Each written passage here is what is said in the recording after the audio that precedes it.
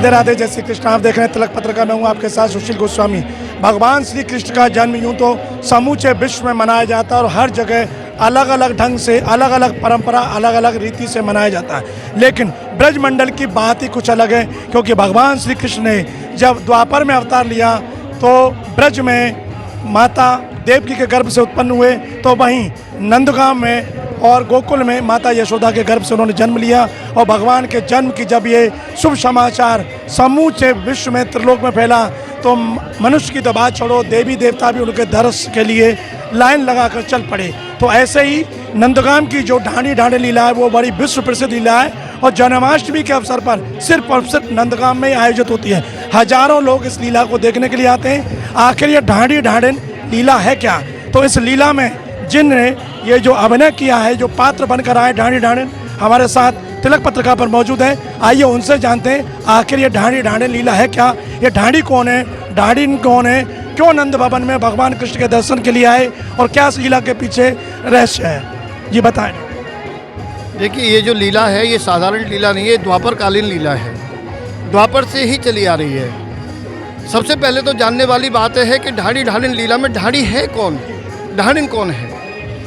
जिस समय कंस का अत्याचार पृथ्वी पर बढ़ गया और देवकी के 6 पुत्रों को उसने समाप्त कर दिया, तो पृथ्वी, ब्रह्मा, विष्णु, महेश तीनों देवताओं को लेकर के भगवान नारायण के पास गोलोक धाम में गई।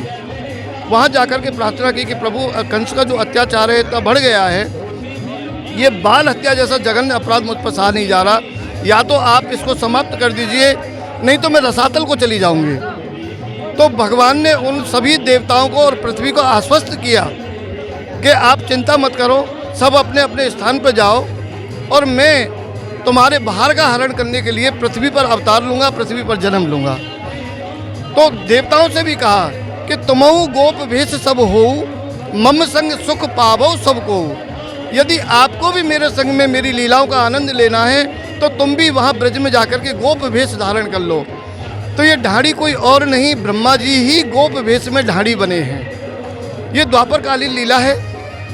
ब्रह्मा जी की पत्नी ढाणी, ब्रह्मा जी की पत्नी को ही ढाणी कहते हैं। ये जैसे बंसावली सुनाते हैं, कई जगह पे जगह बोलते हैं उनको, और प्राचीन काल में इसको ढाणी बोला जाता था। साहित्य में भी ढाणी ही बोला जाता है। जो साहित्यकारों ने रचना की है, जो अष्टछाप के कवि हुए हैं भक्ति काल में, उन्होंने भी जो वर्णन किया है अपने पदावली में, वो ढाणी ही शब्द का वर्णन किया है। नंद बाबा के यहाँ जब पुत्र प्राप्त हुआ है उनके यहाँ, तो उनके वंश में वृद्धि हुई है, तो उसका नाम अपने अंकित करने आए।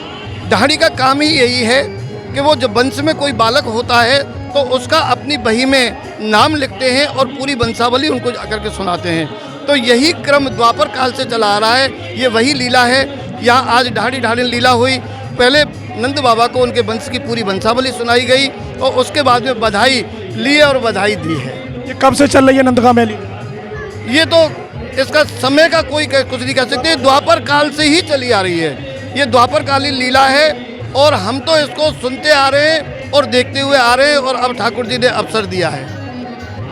ये केवल नंदगांव में ही होती है जन्माष्टमी? केवल ये नंदगांव में ही होती है लीला। आप ढाणे ने क्या कहोगे, इस जो सौभाग्य आपको ये अवसर मिला है और नंद भवन की ये लीला है और ठाकुर जी के जन्मोत्सव के रूप में एक विशेष रूप से मनाई जाती है? ये द्वापर कालीन लीला है और स्वयं ब्रह्मा और ब्रह्माणी का ही रूप ढाणी ढाणिन का रूप है। और ठाकुर जी ने जो है ये लीला का शुभ अवसर दिया, जो कि बहुत भाग्य से मिलता है। और ठाकुर जी की बधाई उत्सव में शामिल होना और नित्य परकर के रूप में ठाकुर जी की बधाई उत्सव में शामिल होना, ये एक अविस्मरणीय चीज़ है। तो आपने सुना ये ढाणी ढाणे ने और पूरी लीला के बारे में बताया, किस तरह से भगवान ने अपने अवतरण के समय देवी देवताओं से कहा कि आपको इस लीला का आनंद लेना है तो आप यहाँ आएँ। तो जैसा आप जानते हैं, ब्रज में ब्रह्मा, विष्णु, महेश तीनों यहाँ पर्वत रूप में विराजे हैं। स्वयं विष्णु जी गोवर्धन पर्वत के रूप में, 4 मुख वाले ब्रह्मा जी बरसाना में ब्रह्माचल पर्वत पर, उनके 4 शिखर हैं, दानगढ़, मानगढ़, भानगढ़, बिलासगढ़।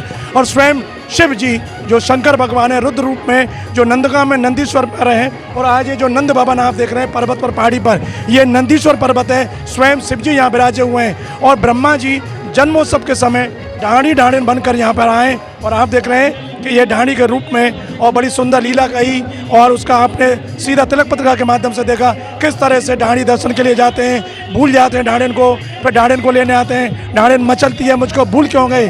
तो ये भगवान के प्रति एक प्रेम उनके प्रति आस्था, उनके दर्शन की जो ललक है वो इस लीला के माध्यम से सब लोग यहाँ देखते हैं। क्योंकि द्वापर काल में लीला हुई, लेकिन ब्रज की संस्कृति या परंपरा है उसको आज भी यहाँ निभाया जा रहा है। अपने संस्कार और संस्कृति को हमें निभाना बहुत ज़रूरी है, तभी हमारा सनातन धर्म की जो जड़ें वो मजबूती से बनी रहेंगी और धर्म आगे बढ़ेगा। तो इस तरह से आज तिलक पत्रिका के माध्यम से नंदगांव में आपने श्री कृष्ण जन्माष्टमी के एक अनोखे दर्शन किए। तिलक पत्रिका के लिए अपने साथी कैमरा पर्सन रिंकू वर्मा के साथ नंदगांव से मैं सुशील गोस्वामी।